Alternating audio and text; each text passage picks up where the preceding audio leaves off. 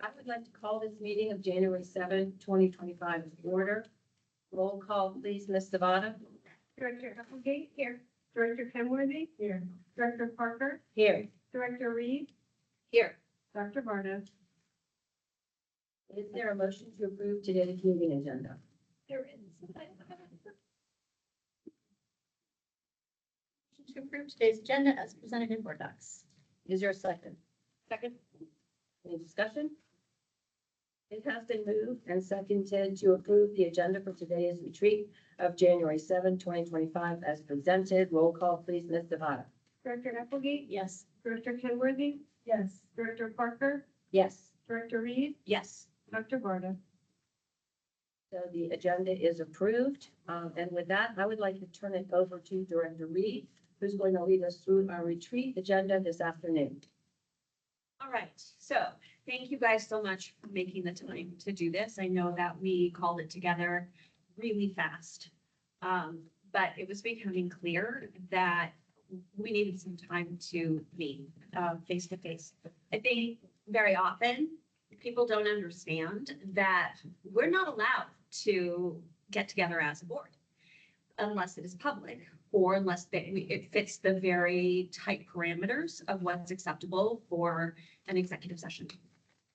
And given some feedback from people that they wanted transparency, making this a public meeting seemed like the best way to go. So we haven't met face to face since we really found out what happened. I mean, the last board meeting we knew, but we did not have any opportunity to discuss anything. And in the interim, there have been some issues trying to figure out how do we want to come together and communicate, and what is the message that we want to give, and what is the direction that we should be giving the district, and how should we do that? And so I think that this is an important thing to do. We wanted to have some time to make a timely and unified response. It's been impossible to do that, given the constraints that we've had.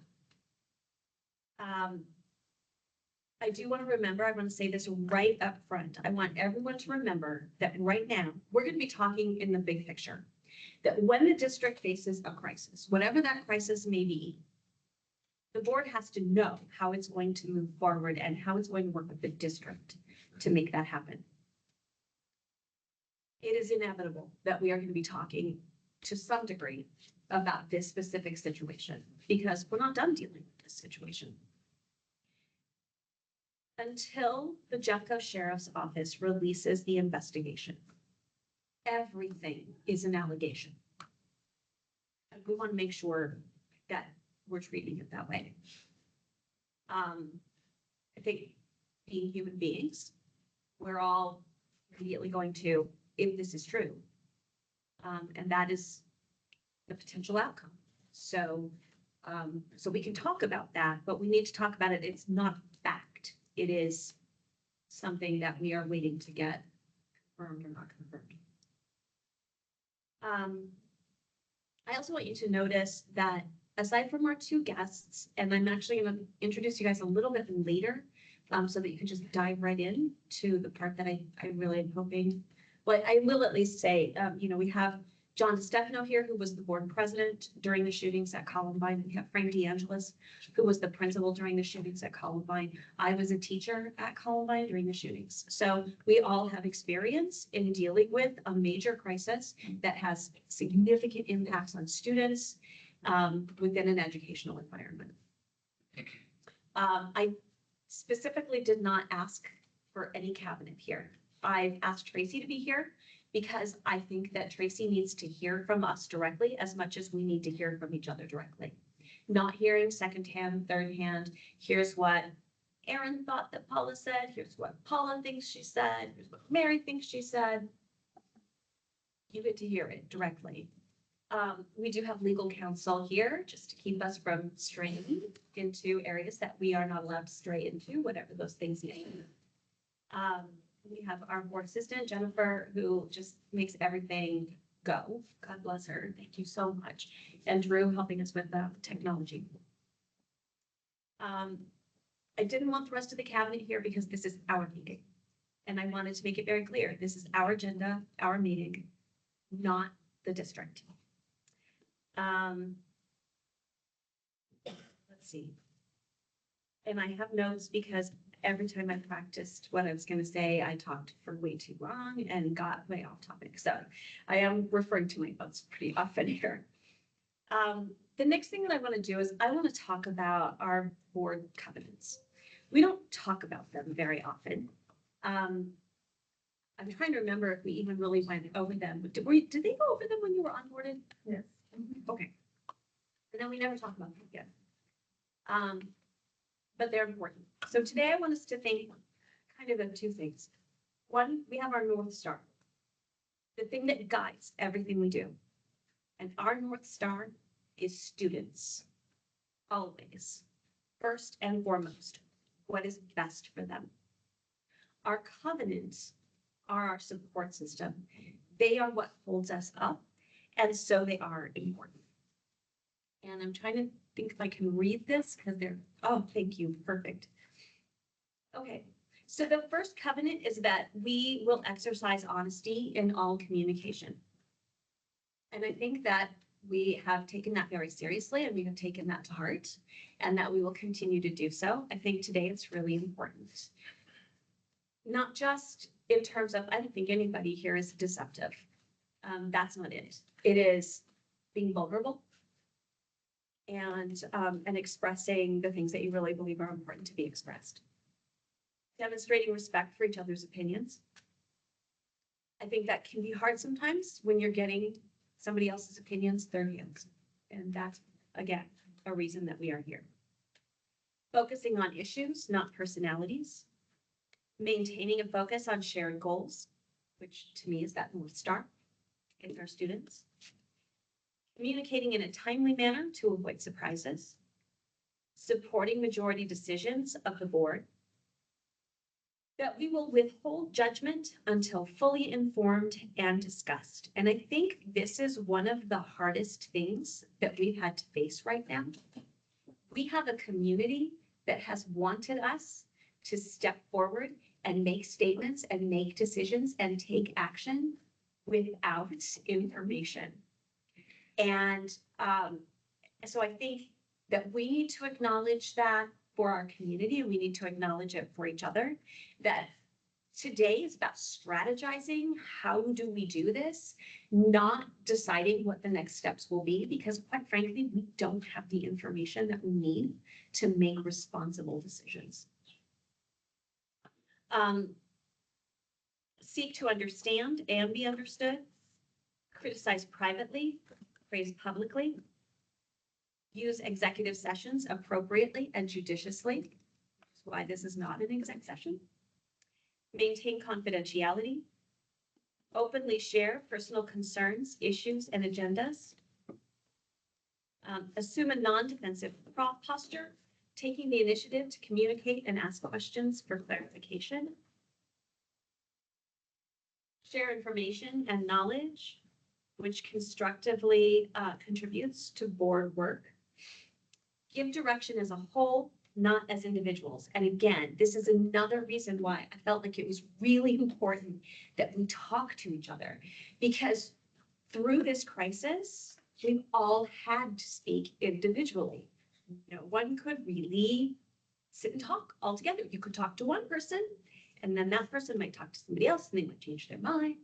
And then we're not all on the same page anymore, and then we think we're on the same page, but then somebody else thinks of something else. And it's not reassuring to the public or anyone else when we can't work as a team.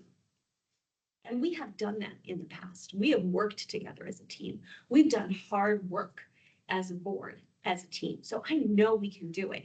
We just didn't have the tools that we needed.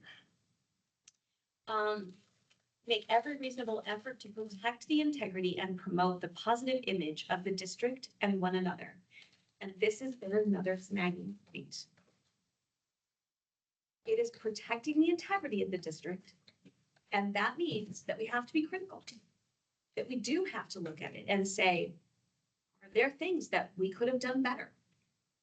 We have to be open to the idea that when we get the investigation results, we may see things that we're like, oh, should have done that better. We can't be defensive and say, no, everything is great, everything is fine. At the same time, this is one thing in our district. It's been huge. It's been overwhelming. It's been serious. No one is going to downplay the seriousness of these accusations.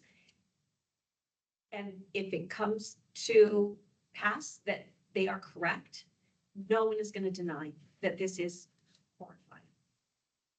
In the meantime, our North Star, our students are walking into our classrooms today, expecting to learn how to read and write and do math and be fascinated by science and connect to history and all of the things that our students do.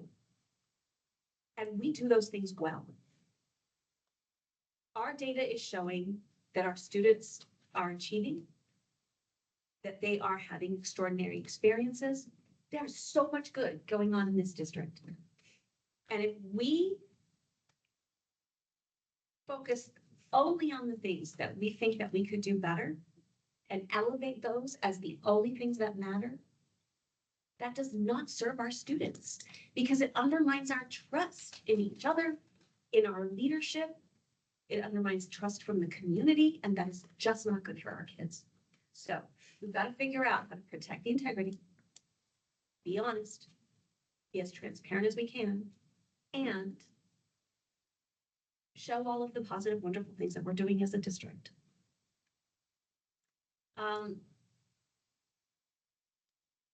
Notify each other of significant events at which we represent the Jeffco school district.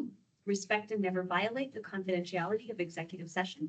This means no information, however a member may feel about it, will be shared with any person, not a part of the executive session. So any executive sessions we've had, we won't be dragging into this conversation. Focus on what needs to be accomplished at the board table, i.e. policy development, monitoring adherence to policies, major issues relating to interaction with other governmental agencies. And that also is something that I want to highlight because we are working with the Jeffco Sheriff's Department. And we have to do that effectively. That is the only way to protect our children. If we deal with every one-off and only that situation and only how that situation goes down, and the way that we do that is by not cooperating with law enforcement, we run the chance that if somebody has done something illegal, that we will mess up that investigation and make it impossible to hold them accountable. And that is not good for kids. So we have to cooperate with them. So I just wanted to kind of go back over those. And before I move on, does anybody have anything they want to add? Anything they want to disagree with? It's fine to do that. Am I missing a piece?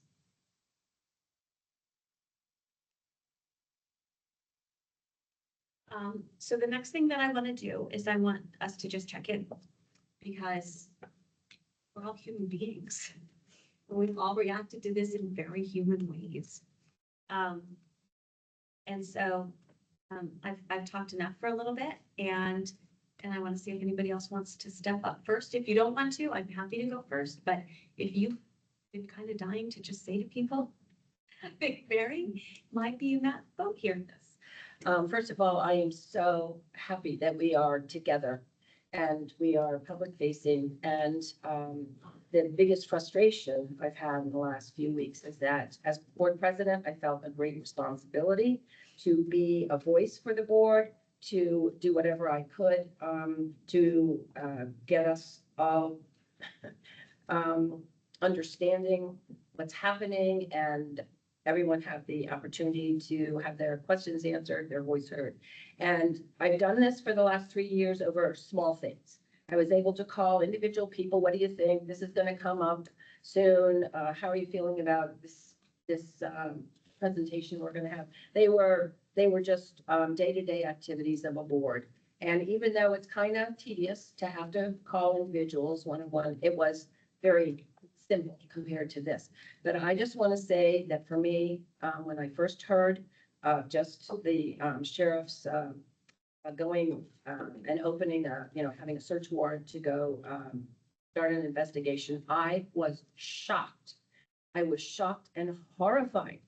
I didn't even know what to do, but I knew I wanted to present that option to the community. I wanted very much for our community members to know that the board is paying attention. We care about it. We take it seriously. And I found myself just stymied for a simple sentence of the board takes this seriously. We are shocked. We will communicate with law enforcement. We will get to the bottom of it.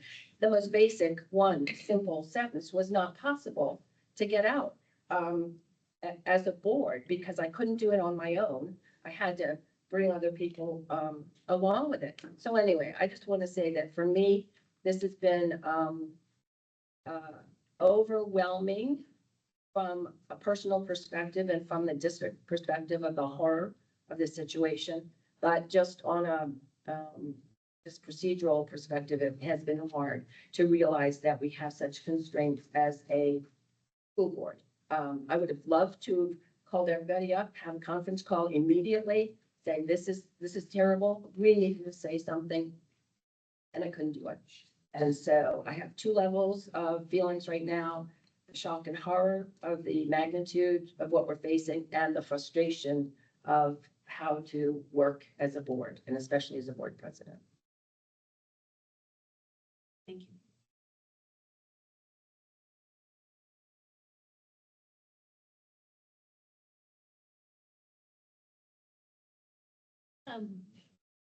And I think I echo a lot of that, right? I mean,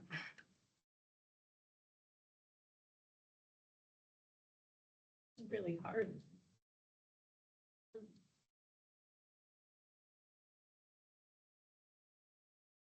As a parent.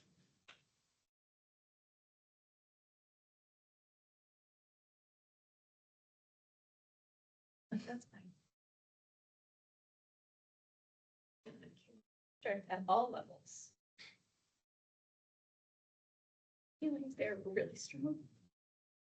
And it's all the things, right? It's shock, it's horror, fear.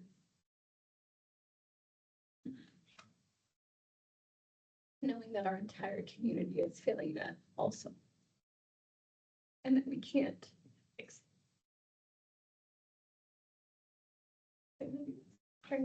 I think there's no way to not cry, honestly. But I echo it, knowing how serious it is and how scary it is, and thinking about how we, as a board who aren't supposed to be the ones directing and managing, right? And knowing that our role is different and feeling helpless, frankly, and the inability to get together. And not only process together, but figure out how to move forward with the district. How to think about what our community is going through and address their concerns, which are valid and real, absolutely important concerns. How do we think about a staff? Colleague are dealing with shock also, and making sure that there are support mechanisms in place in those schools for the families and our kids, teachers and our leaders. I think overwhelming is the right word. And not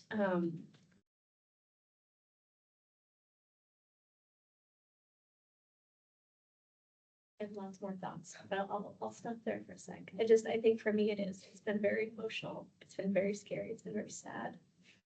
And it's also been a desire to be like, okay, but we are the board now forward. How can we help our community? We help our staff and teachers, and how do we help our leadership?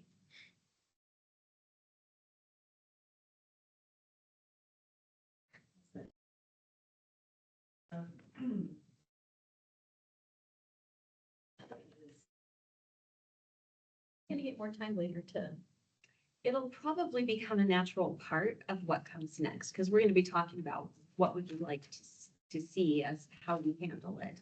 And I would imagine that a lot of this is just gonna end up coming back into it, because why do you want it to be handled this way? Because of your feelings. I was going to say that I considered our former chief of schools, a friend and a colleague. Being the loss of a version of a person that helped. There are good days and there are bad days with that. And there are a lot of complicated feelings. There's anger, frustration, sadness, fear. And they're all mixed together. Everybody has grief. It's not linear. Grief is not linear, and people deal with experiencing tragedy in all kinds of ways. And the way that I deal with it's not going to be the way that anybody else at this table does. Trying to hold space for that as we move forward together. And I'm really aware of, I'll say that I've had difficult conversations with my children who spent time with our former chief of school meetings and work for him, and they have memories and you know, kids and family and my heart is broken.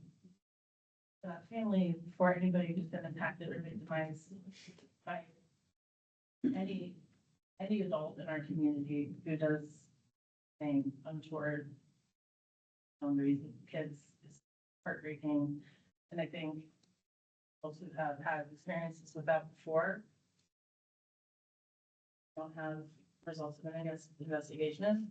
This touches upon people's former experiences and trauma, and so it's responses that are based on our human experience of pain. And say it again, I'm having good days, I'm having bad days.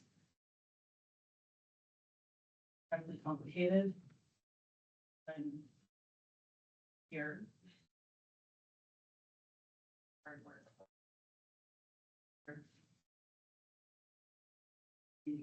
Together.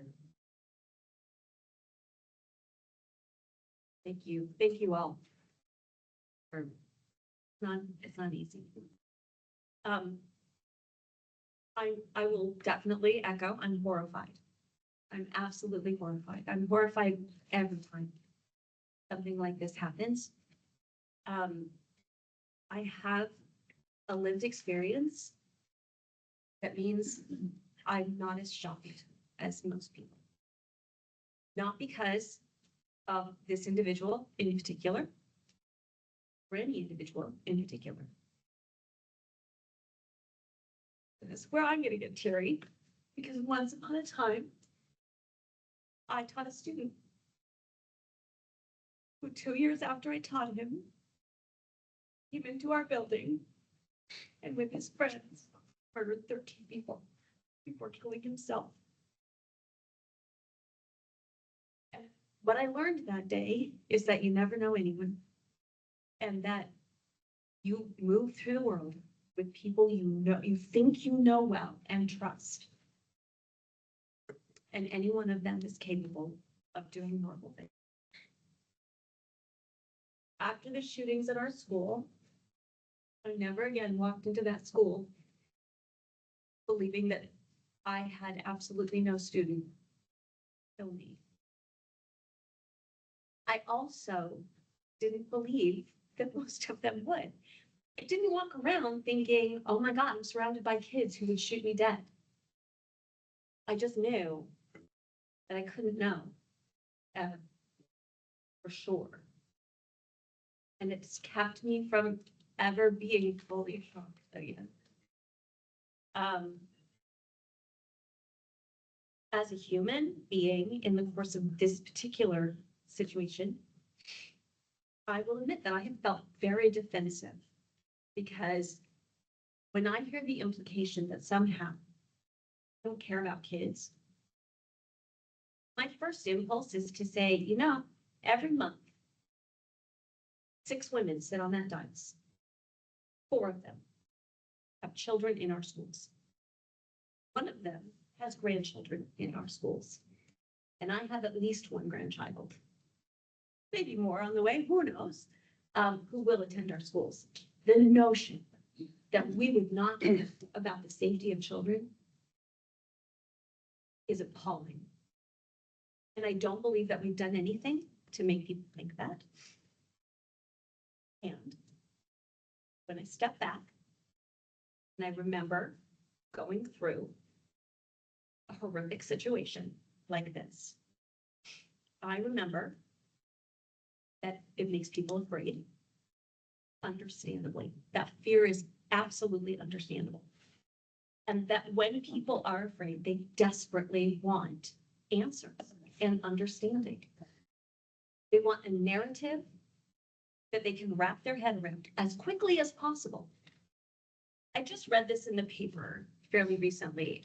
It was sort of best pieces of wisdom that people had gotten in 2024. And one of the things that someone said is that people are genuinely more afraid of uncertainty than they are of being wrong. And so I think people want certainty. They want us to tell them, oh, it's super simple, you guys. Here's what happened.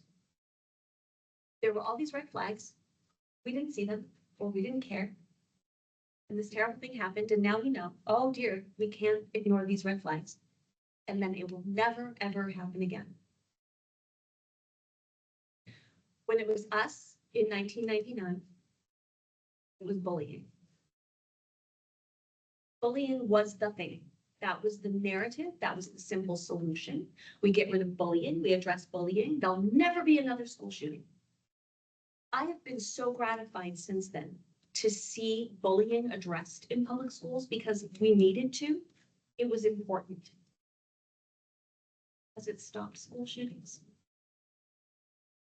So we're not going to promise that there's a simple answer and that we're never going to have another problem.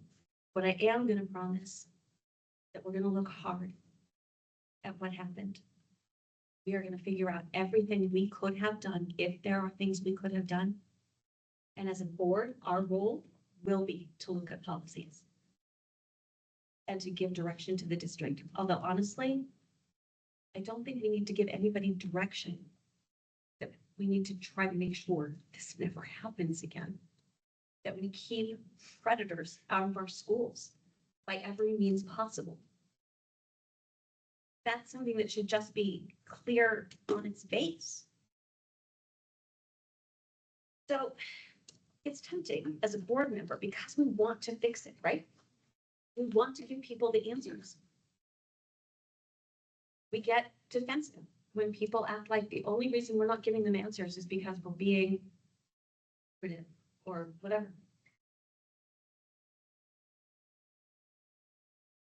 At this point, everybody knows everything I know. I don't know anything more. And when we have withheld information, it's been in conjunction with law enforcement. And we've been through that too. And that is also a flawed process, as we are going to be talking about in just a bit. So, yeah, it brings back hard memories. The human part of me gets my dander up a bit. Then the better angels of my nature sort of say, step back. Everybody's vulnerable right now. We're all vulnerable. These are our children. Of course, we're all vulnerable right now. And when people are vulnerable, we get angry. We get scared. We get hurt. We get all kinds of things. Just human. Given all of that, we have to figure out how to move forward anyway. We have to figure out what our role is. We have to be able to fill it well. We have to work with the district. We have to work together. And that's why I brought Frank and John here. Because it is hard. Because as Erin pointed out, everybody processes this differently. We're all in different places at different times. individually, we're at different places at different times. Much less together, and we're not in sync. And yet we still have to work together. Because division doesn't serve anyone. Unity is the only way forward. And I don't mean, and I mentioned this with the covenant, I don't mean unity like everybody make nice and nobody cause any waves and nobody say that things aren't perfect. But we have to work together, all of us. So I'm wondering, John, can we start with you because you were board president during the shootings? One of the things you'll notice probably pretty quickly about Frank is me is that I never call shootings Columbine. You do, I think just because it's the shorthand everybody's gotten used to and you've talked about it so much, but so I'll say 1999, I'll say April 20th, and I'll say a lot of things, but to me Columbine is so much more. So, and it is to Frank, I know that, but so John, do you want to talk a little bit about what it was like being a board president and how the board handled that?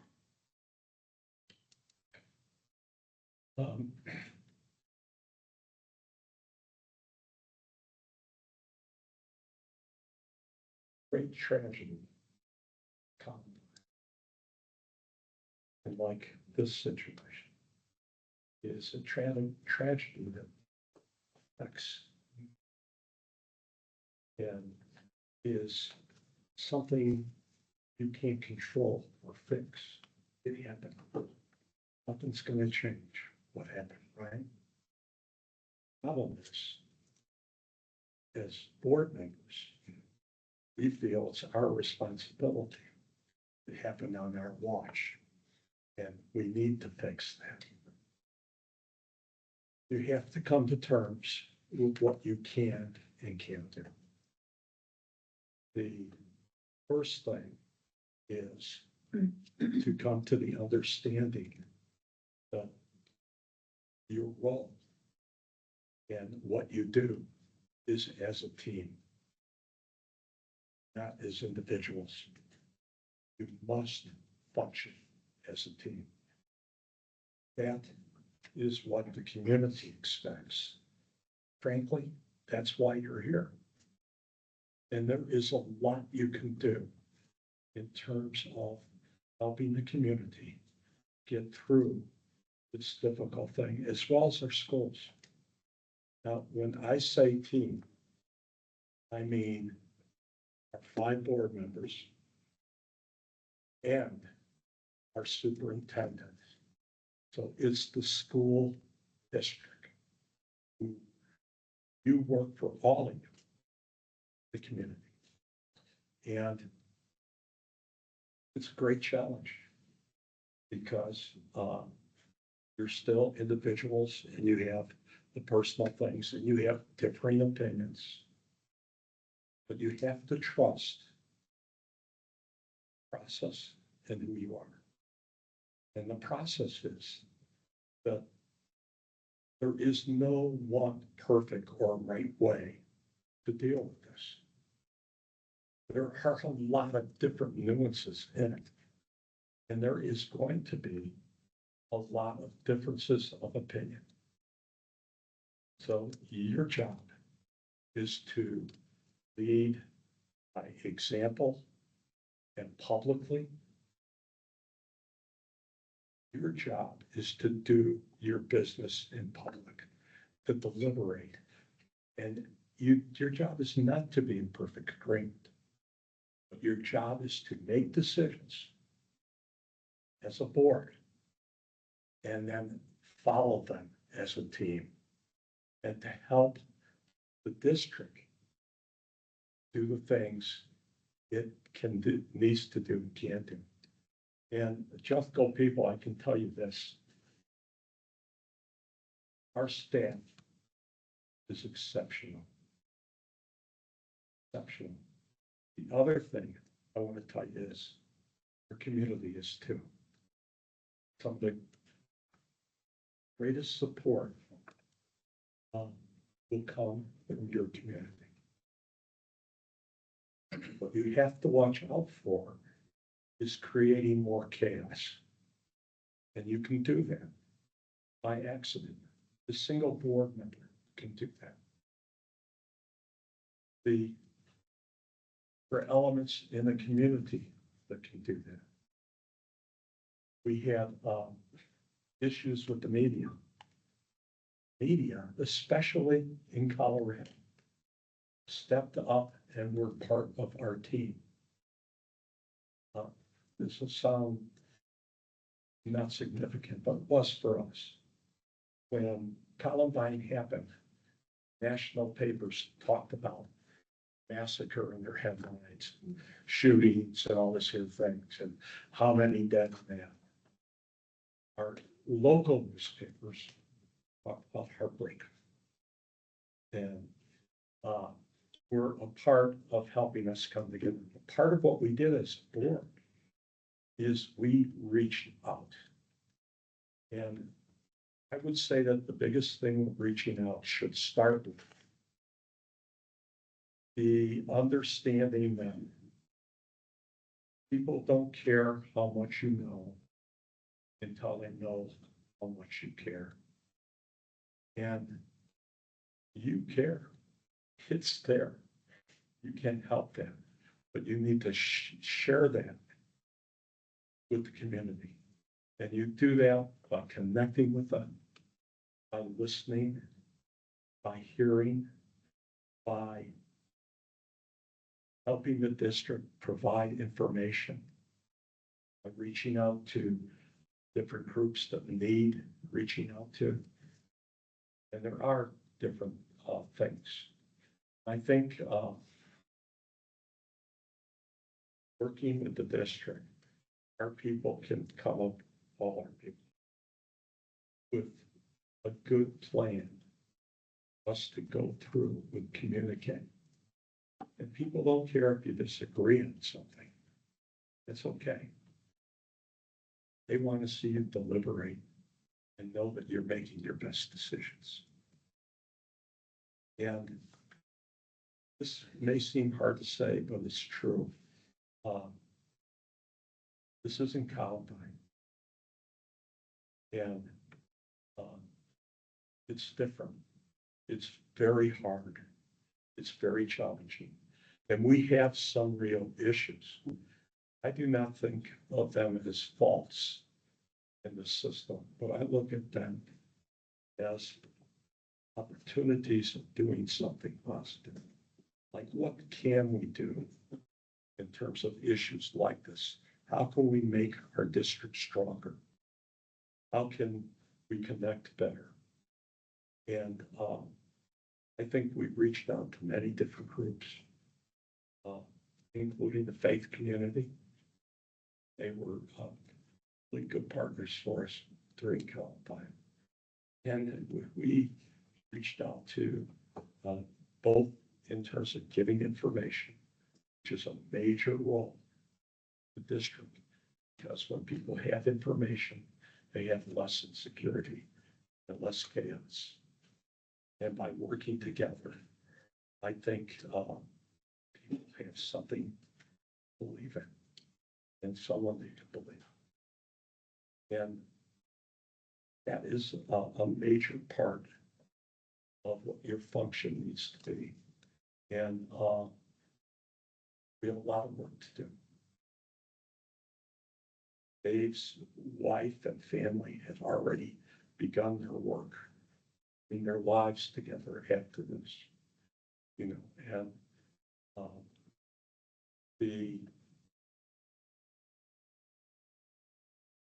all our people will play a role in that. One of the things I heard from a lot of our administrators about what's going on, and they said there's a number of things that you should focus on, but the safety of kids, listening to the community and assuring them of the safety. And they need to know what we're doing and how we do it and how we deal with things. And connecting with them will help with that. And I think the board has a specific role there. The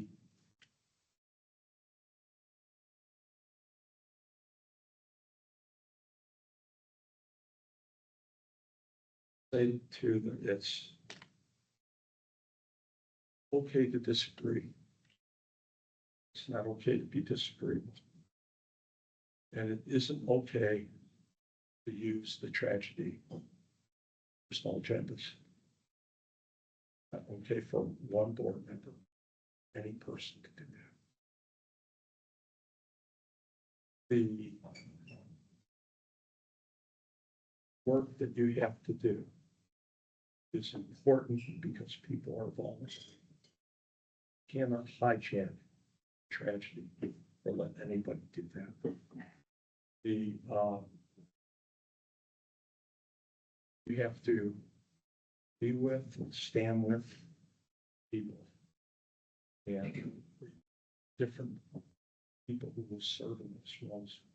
Our people said that they believe, administrator said, most important pieces in connecting the assuring community are the principles because of their connection there. And they said the one thing that stood out that all of them said is number one to them is to not let this be a distraction to the great work that the district is doing. That's what we're here for, and that's what the kid needs. Our kids need, and that normalcy is a healing thing. So stay focused on that and don't get distracted by the noise. You have any questions I can answer? I guess there's a difference now too, with the, social media aspect of things and the information that can be put out that may not be correct.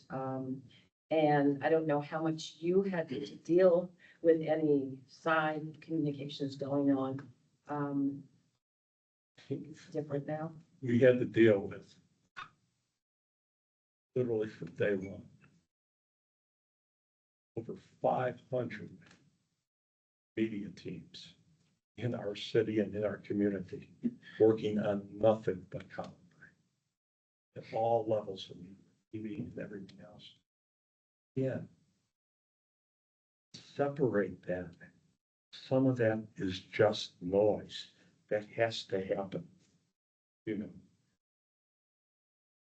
Don't let that distract you from the other things, from the caring role you have to play and the informational role the district has to play. I think some of that is the challenge, right? Because I had that as one of my questions too, Mary, and this idea of like, we're in a 24/7 news cycle, right? Where it's, I mean, I think the New York Times has a 1-minute drip on what's going on in New Orleans right now. And so, you know, one of the things I've been really grappling with is how do you, we have community here today.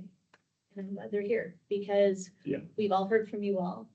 We are listening to you. We are getting your emails. Please send them. Please send them. But we also want to take that and we can't be like, how are you as responsive as I feel like we should be in a space where we're not getting the information any faster than they are in real time? And I think that's something that I've really struggled with. It's so healthy. That's part of that thing that says, how can I fix this? Yeah. But we should, we can't fix it. But how can we Be responsible. be responsive and be respectful and communicate the right way? Your job is not to be a media center. You have a communications team. Your job is to focus on your role, and that's connecting and communicating with your communities and your people, different things. You may go as we did. I don't know if this situation will call for it. I know as a board member, I was part of a team with district staff that went and presented to the legislature in the House and the Senate in Colorado, and met with the governor and met with the newspapers and met with some radio stations to allay some concerns, to communicate some things with them. But they,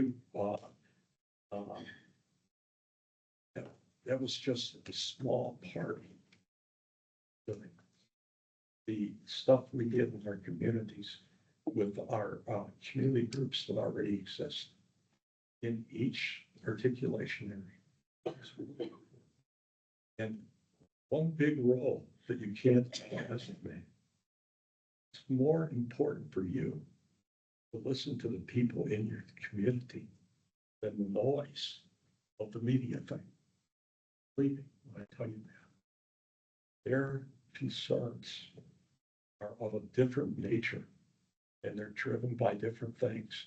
And the difference you can make with them is stuff that the media will pick up on and understand, because this will go through its natural cycle, but it has to go through. You have to be patient with that and not pretend I can fix this. Not that you can't have, because you can't have a good strategy for how to deal with that as a district and be a part of that. And I know the district is already looking at different people and experts they're talking to, guidance on this, because they need that. And there are people who can and will. That. And you need to work as a team. So, and it's kind of, we are gonna talk about the nuts and bolts. I kind of want to spend the last half hour on that for sure. I want to touch base with Frank, because I think you've got insights as well to share, having been through this. And I'm wondering, what are some of the highlights? What are things that you would want to make sure that people navigating a tough situation like this know? Paula, something that just hit me hard is when you were talking about the killers having in class. It was on Saturday night, April 17th. He comes up to me and says, "I love you, Mr. D," at our homecoming. And he's hugging me at prom. It was our junior senior prom, hugging me, saying, "I love you." 3 days later, I see him pointing a gun at me. And we just didn't see it coming. And one of the things so difficult is in the aftermath is bringing everybody together, because we all deal with it differently. And I know when I get an opportunity to talk to people, and I head up something called the Principals Recovery Network, which deals with shootings around the country. The thing that I found out is everyone, the first words out of their mouth is, "I can't believe it happened here." We all believe that. But the important thing is we deal with it. And I think something we could all identify with is what we went through with the pandemic. That I think one of the most frustrating things is you need to realize is what you can control and the things you can't. That's the most important thing. When we're talking about the media, back in the day, the only media that I remember was MySpace. It was the beginning of the 24/7 news cycle. And one of the most frustrating things is a lot of times, and I saw this, we had some good relationships with the national media, but a lot of times they came in, did their work, and they were gone. The local media were here, and they were going through some of the same grieving and issues of that. And so we developed those relationships. And I think one of the most important things that I learned is right after people said, "What are you going to do?" I said, "What are we going to do?" Jeffco is strong. And I've been a part of Jeffco for 47 years. Student taught at Jefferson in 1978, and I spent 35 years at Columbine, and I've been retired for 10. This is my family. Get through this together. And where I need to applaud him, and I'll never forget this, it was on April 21st, I walked into the boardroom, and I was going to resign. He said, "You're not going anywhere. There's two people to blame. You're going to continue. You're here for us. You're part of this team." And there were school board meetings that were out of control, but John was willing to listen. But at the same time, what you stated, one of the goals is you can agree to disagree, but we're going to have respect for each other. not underestimate what we've been through, because our district has been through a lot of bad things. But what about all the good things? One of the things that I learned in my own life is many times to learn is there's not many things in my life right now I feel I can't get through because of what I faced, and it's gonna make you stronger. And we gotta find a way to do it. And I think this is brought up several times, and I can remember early on, the district really tried to do a good job of protecting me, Jane Hammond, John, and Cindy Stevenson, and they on. Don't underestimate the power that the principals have within their own community. What really helped is when I got in front of families who lost their children, I got in front of the families who were injured because of those relationships I had building. And so they are there. Don't underestimate that. And then one other thing, because I want to make sure you have time for questions, is so many times we reach out to the adults, we reach out to the principals and others, but don't underestimate the power of the students. Make a key point. I can remember when we went back into Columbine, and came back in August, started 1999, 2000 school year. Some parents were really concerned about the safety and welfare of their kids. And I said, we were probably the safest school in the world. I had some students come into my house and said, Mr. D, we know you love us, we know you care for us, but we're more anxious now because of everything you have in this building. And it was an eye opener for me, stating, how do we make this school safe, but at the same time make it conducive for learning? I think that's one of the things we have to do as a group, is figure it out, because our number one priority is our students and what we're going to do. And we already have the foundation in place. What we have to do is continue to build upon that foundation. And are there some areas that we can improve? Yes. And how are we going to build upon that? Yeah, just coming together. And I can say this without hesitation, and since we're talking about Columbine, and you can attest to this, the Columbine community is stronger today than what it was prior. Because when families go through difficult things, they find ways to come together. And that's what we're going to do. Help each other and whatever that's going to take. And there's going to be, I made this comment right after, fortunately, you're not going to wake up one day, it's going to be back in a marathon and not a sprint. And there's going to be times saying we got this under control, and what's so frustrating, then something happens and you're saying, where did that come from? Just be aware that people, everybody's in different places and you have to respect them. People feel differently. It is tough because it hurts because Dave is a friend of mine. Happened early on when he was fired, and then to hear what happened recently, it tears at your heart. For each other. Jeffco. Questions? I think the questions might come up as we talk about the nuts and bolts. Okay. Give sort of a reference of, did you deal with this? How did you deal with this? So I want to spend this last half hour talking about, we've got to move forward. This is not over. We don't even have a real idea of what happened. And we are going to need to communicate. So communication to me is a big piece of this. We've just heard two people who've been through this talk about how important it is to communicate. We have people sitting in this room because they are looking for communication. And sometimes we're told we can't communicate particular information until the investigation is over so that we don't compromise it. And I think we ran into a snag, and so feel free to correct me if you don't think I'm right about this, but I feel like we got to a place where in trying to communicate, we were trying to wordsmith one person at a time with one other person at a time through filters. And what it did was it made us ineffective at communicating. And so one thing that has to happen is there has to be an understanding of whose job it is to communicate and how to deal with it if we feel like that communication is lacking in some way. Or we feel there's something really important that, that we really want to add to it. So I'm gonna throw out there, having been through a situation where, but at Columbine, we knew that we had to be unified.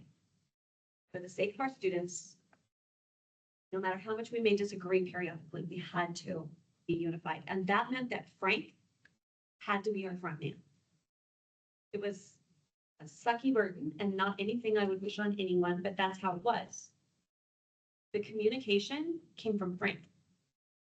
If somebody wanted to talk to a teacher, I did talk to the media periodically, but he was our front man. If we had gone to the media, constantly contradicting him because this part of what he said, we didn't agree with, or that part of what he said, we didn't agree with, that really would have messed up that unity. At the same time, I'm sure Frank can tell you of more than one occasion over my career that I sat down in his office and said, this isn't gonna work. You don't do that in front of the media. You do that one-on-one. And I found Frank to be very responsive and willing to listen and willing to make changes when those things needed to happen. And one time I remember you saying to me when we got a new principal, you said, you got to know not who will tell you what you want to hear, but who will tell you what you don't want to hear. And you told him who to talk to, and I was one of them. So yes, we have to be willing to tell Tracy, this is something maybe that we're not happy with. This is information we think we should be giving the public. Can we do that? This is something we think was not clear enough or whatever. But we've got to let Tracy and her team communicate with the public with a unified message so they're not getting mixed messages from people who don't have all the information. So I'm wondering how we feel about that. That's me. That's just me. Well, and I do want to bring up something I forgot to do. And one of the things where it really helped us after is working with the Jeffco Sheriff's Department, because really hurt us at times early on is they would release information and we heard through the media, we could not prepare our community. And Which we had happen. yes, it got to the point that when Sheriff Mink came in and I had a relationship with him and he said, Frank, there's going to be some stuff I can't go into details, but I'm going to tell you something's going to be released within the next 24 hours. That gave me an opportunity to get the support I needed. So I think if I can help with that, I think meeting with the Sheriff's Department that there's certain things they can't share, but if something's gonna come out that you're not caught by surprise and then all of a sudden, now what do we do? I think that is so important and it's a two-way street. You're stating this is coming out, we work together because Jeffco's Sheriff's part of the community. And when we had that working agreement, it was so much easier for me to deal with the community. We got extra counselors in, we had our staff saying something's coming down. I think that's important moving forward for you. So I don't disagree, but I would add another layer of things that I think we should think about. The board and the district are different entities. We have different roles, we have different relationships with our community. And I think that is fully appropriate. And so I agree that the district should own the communication and be the ones talking to parents. But I would say that in addition to our role as advising the district and the leadership, we also owe accountability to our community. And so I do think there are times where the board could have a statement that is very much aligned, but also our own statement.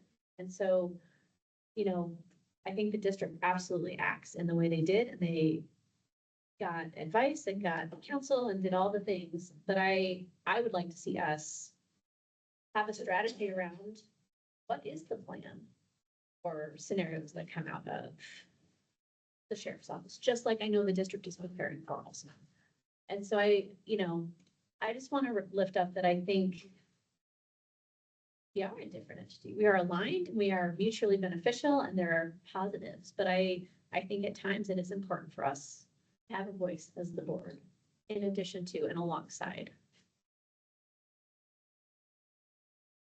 Yes, and I would reiterate that point as well. And anything that comes out of this where we could have procedures in place, any changes to policies or anything in the board's purview, our governments and so forth, that can help figure out the best way to respond in times of crisis or things that need to be done as a board would be really helpful going forward. One of the things that helped us, Caroline, is we made a decision with the superintendent. The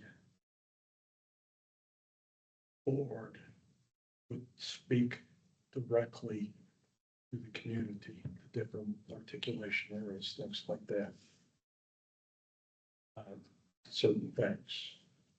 And the district would speak to the press, to this entity, that thing, the staff, etc. Yeah, sometimes we got together and the superintendent would say, you know what? We're having this thing, but we feel the board should be part of this too, and vice versa. So the function as a team in terms of deciding and working together on that plan is really. I think there is a need to kind of assess and evaluate. I mean, I've been in this seat for a little over a year, and so still figuring out, never had anything like this, and hopefully we never do again. But, you know, I'm excited for us to have more conversations about how do we run that partnership in a way that's effective in doing the communication and communicating transparently. And it's interesting to hear you say that because it sounds like there's almost a delegation of duty and you worked together, but there was kind of different points. And I think that would be key, that would be valuable, especially in light of an ongoing active investigation that will at some point to a conclusion. I'd like to say that in the middle of crisis, it's hard to start to address structure. If it's not in place during, it's not a difficult time to try and establish that.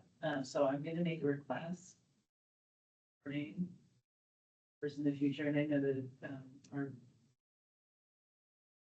prior to Michelle and I joining, interested in making sure that there was a structured reporting process, that in that process, there would be space for discussion about crisis communications. So that that structure exists prior to anything happening and that it, practiced or tested, relation of some sort so that we are better prepared, or whoever is serving the board during crisis is better prepared how we're going to address it. So that's that be added to our to the onboarding.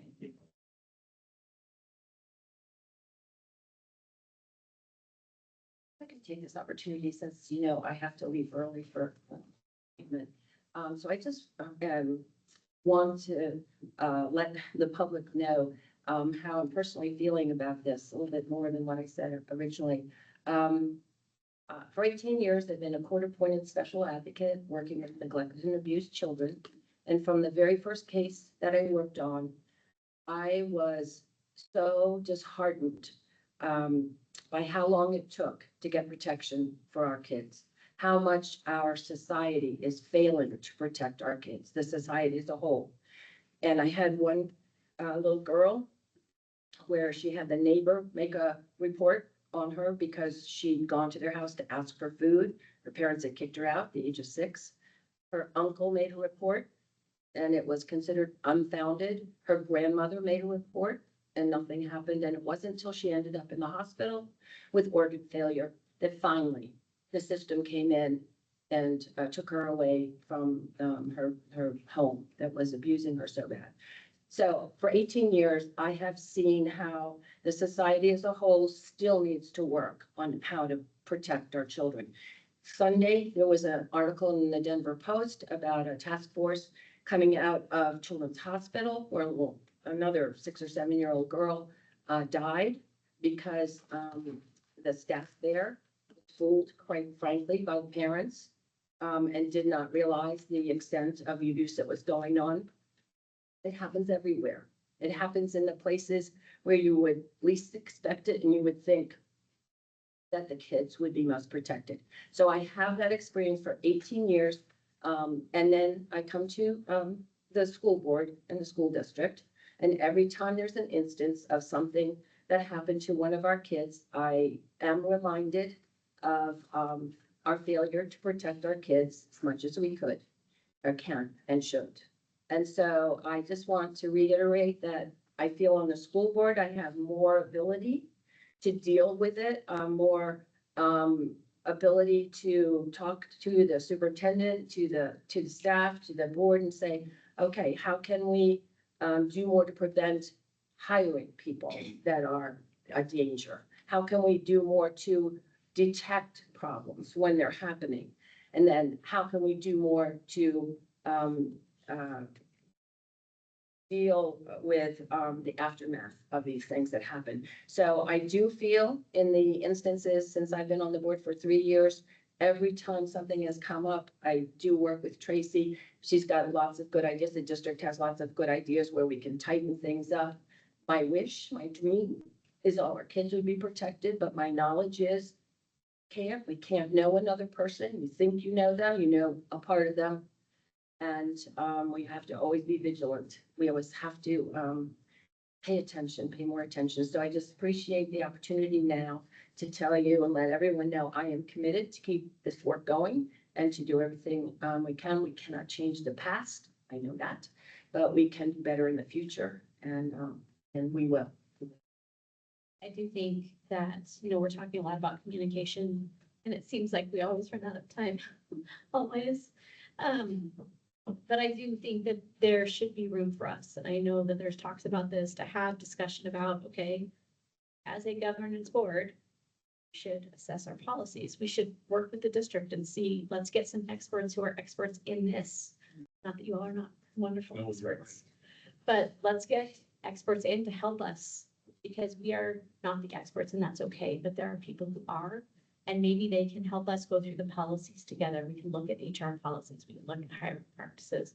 We can look at ongoing. And again, nowhere near an expert in this, but I do think I would like us to have a chance to talk through that and put a plan together around that assessment and review ourselves to that effort. I'd like to say something. Just want to get this in before you leave, Mary. So glad that you had this public meeting.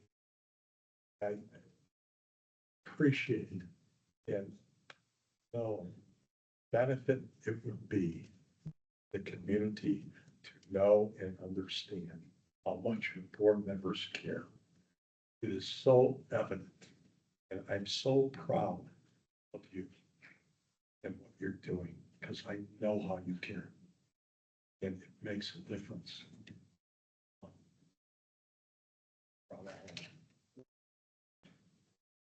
Thank you.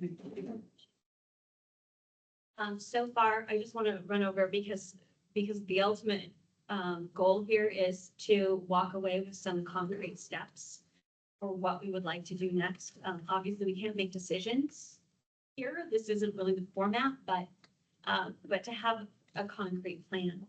So I just want to say what I've heard, and then if there are other things that we want to add, we'll have some time left. So hopefully we can cover it all.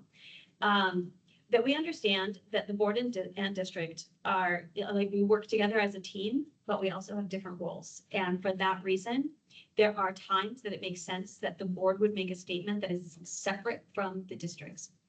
And we talked about that. In fact, it was the impetus for this meeting. We had a statement go out, and then there was like, okay, now let's put together a board statement. And it took so long because it took a little while to decide, oh, there should be a board statement. And then we were literally wordsmithing one person at a time to group of 5. But I think it's true that there are times that a board statement is appropriate. So how do we do that? And because we're gonna have future events coming up, and there are going to be times when a board statement is going to be appropriate. And I think there's something to be said for, you know, since Mary has left and can no longer say, wait, that she's our board president, that she puts together that statement in a timely fashion. And she'll do that with help from the district. Because the district is the one working with law enforcement and media and all those other things. They've got all the moving pieces we don't have. Help putting that together, but then we do all look at it because we are the ones responsible for that message. We're not gonna wordsmith. We're not gonna nitpick. But if there are substantial things that that we're concerned about, then we're gonna be back on that immediately so that can be changed. So that essentially, my goal would be within 12 hours, we have a comprehensive statement that we can release. One suggestion I've had, and I've talked with Mary about this, is I think, especially with maybe the advice of our own communications folks, we could probably come up with 80% of a statement in the interim. I mean, I think you could say there's 4 or 5 likely scenarios, and we could do the work in the interim so that when that time comes, it's really, okay, what is the actual news? How do we modify it? But I think there are things we could do in advance that set us up for more success when that time comes. Right. And I would like to see us explore that. I think, probably, it is the nature of this. And again, this is because I've been through this experience before, that Tracy, you know things we don't know, and that you're not allowed to tell us. And she's just gonna smile and she's not gonna say a word. But that does mean that it makes it possible for the district to start thinking about what message it might have to craft and how it might have to go about doing that. And I'm sure you're already doing Actually, I don't know. No, so that's a thing though, that. That's that a suggestion I would throw out to the. one way or another, if this is one possibility for a way to do it. For me. But one way or another, we would like to be nimble enough Yes. to put out a statement that we can get behind as a board within 12 hours of a major revelation, either in this or, God forbid, some other situation. On that point, Paula, I Yeah. think it would be helpful for me and for all of you to talk about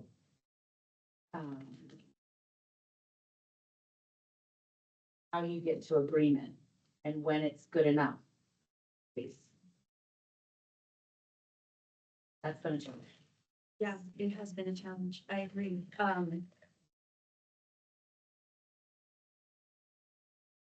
I want to just appeal to an understanding that it is counterproductive to dispute small things, certainly.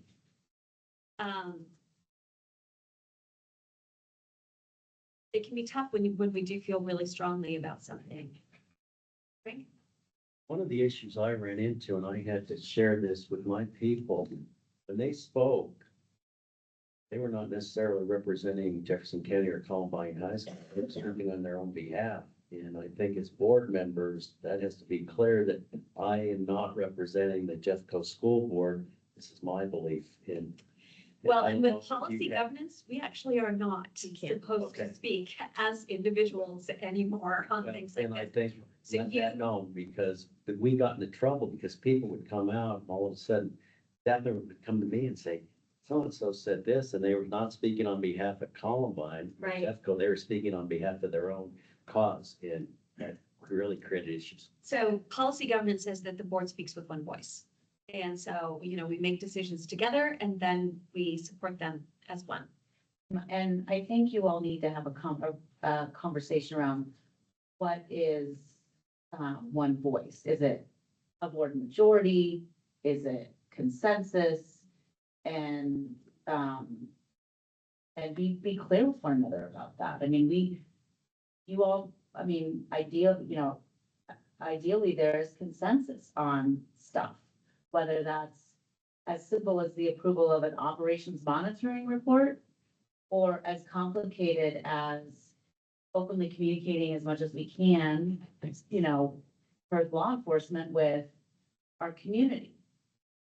But lack of clarity there, I think does lend itself to challenges within the board as well as within your ability to act as a board. So I think that's an important conversation for the board to have. When it comes to a communication in this situation, given that it may be difficult for us to, again, you know, but we can. I mean, that is the thing to remember, that we can call a retreat if we need to. We got to give 24 hours notice. And so if we're talking about timely communication, that becomes cumbersome. But if we get, okay, so here is what Mary, as president of the board, and probably after talking to each of us individually, quickly, what are your feelings about this? What's really important to you that we get in there? Crafting a message. Get it? We look at it. We give our feedback. And say, if there are at least 3 of us who want this particular feedback, and it is not counterproductive, it doesn't violate what legal is doing, it doesn't, you know, then we expect to see that change made. But if you have 1 or 2 people, that change doesn't get, I don't know. Feel weird about that, and also I don't know how else to do it. I think this is another conversation for like, within the onboarding process for board members to talk about when as the when the board needs to communicate independently and what the process with policy. We don't, and I think one might actually be quite helpful. Yeah, I think that could be. We do have another retreat coming up, just the regularly scheduled retreat. So let me talk to Mary. I also, not to sound like I'm in the record, but I feel like if we had something that was 50% there or even 60% there, it makes that final fast, okay, easier because your core messaging is. In my professional world, there's a formula that's followed, right? Yeah. And so then you're only discussing a couple things instead of all of the things.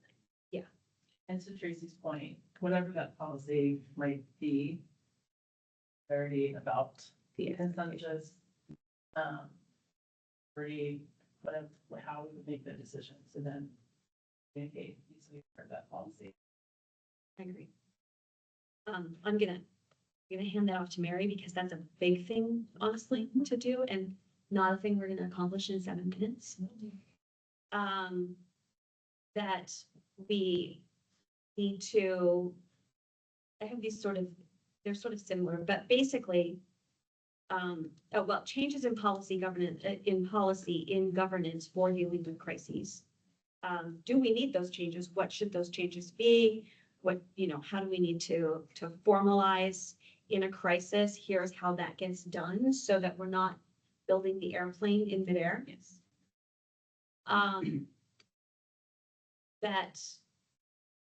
One of the things I'm hearing is that the board can communicate, that each board member can communicate with their articulation areas. We have special interest groups, let's face it. We have, and it can be difficult because they can have very, very different views on all kinds of things. But they all matter, their voices matter, and they want to hear back. It can be overwhelming as a board to try to respond when there's a massive campaign and you're getting the same email from 500 people. But at the same time, we don't want to ignore people. So, what does that look like? Maybe if we have one thing that we can, at least, this is sometimes like I'll ask for talking points because a lot of times I'm the one that's writing for the whole board. So I'll ask, can I just have some good talking points for this? And so maybe that's one of the things that we get is some good talking points so that we can craft something ourselves for when people ask us individually. what do you think about this? Or here's what we feel and we want a response. And sometimes people don't ask for a response, they just want us to know.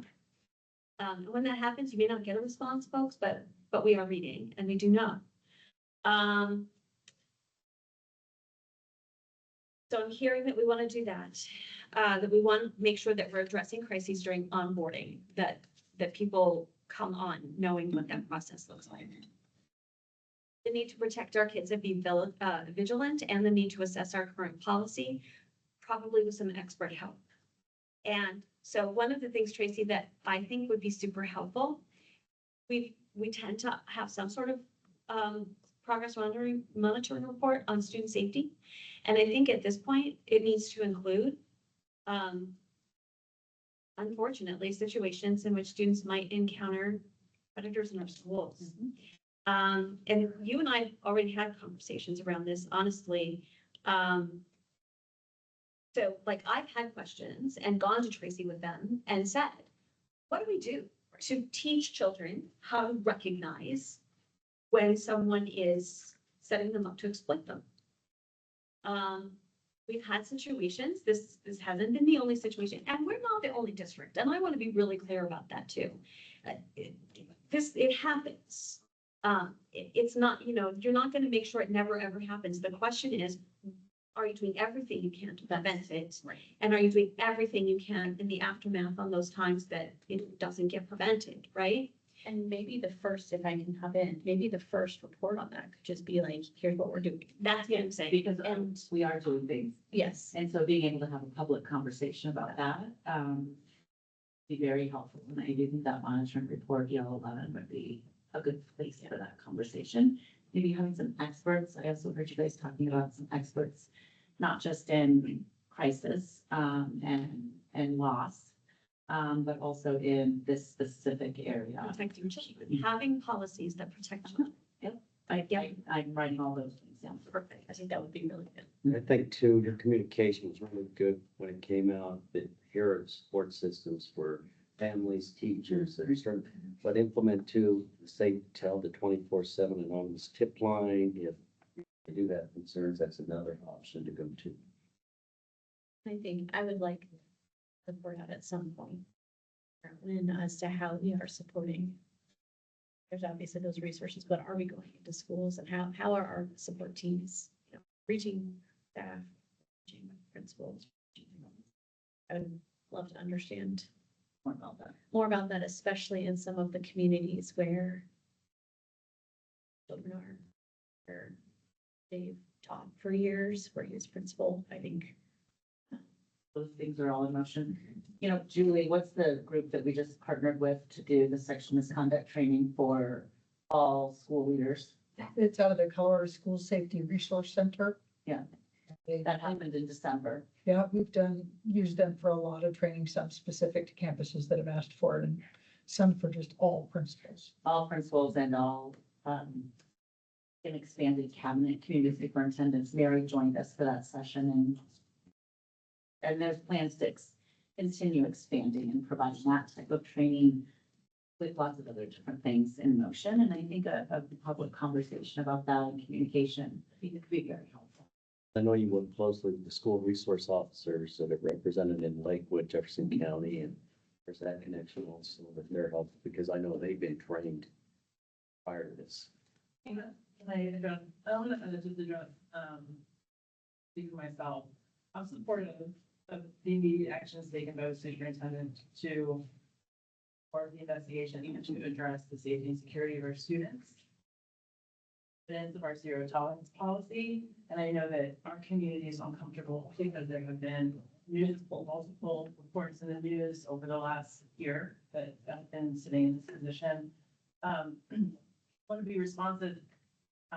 That's what a zero tolerance policy does, is that when somebody is a bad actor and they are caught, they are removed.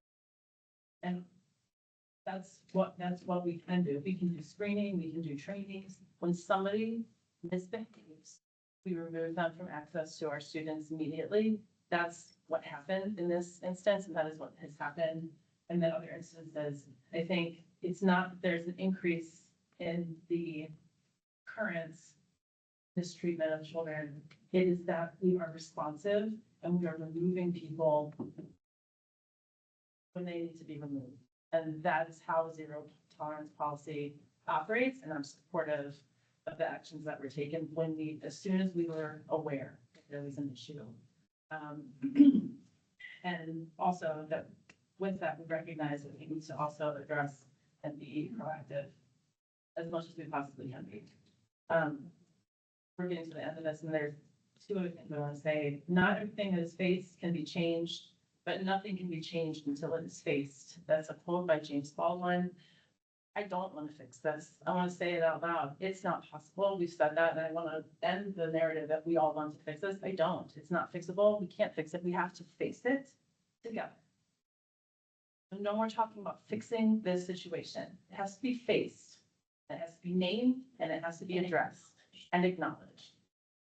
And that is something that I want to see us do as a board and as a community working together to face this, and not in the way that abusers and bullies face things, which is to take the pain that they're feeling and to transmit it onto somebody else. My grandfather told me, when you point a finger at somebody, there are 3 pointing back in your direction.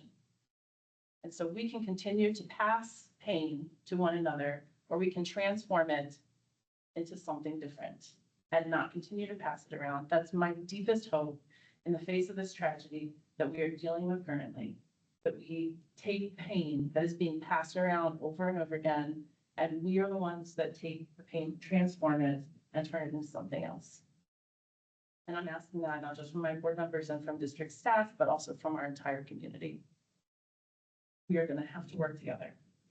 We're going to face this, and I'm imploring people to stop pointing fingers and to start figuring out how we're going to work together.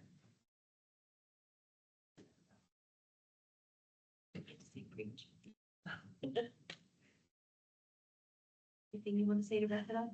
No, I think that was really well said. The only way forward is as a united community. I firmly, strongly believe that. And we are gonna have to together. We want to work together. You have to trust. To trust.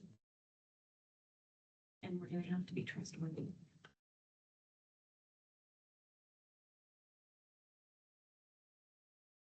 I thank you so much, all of you, for being here.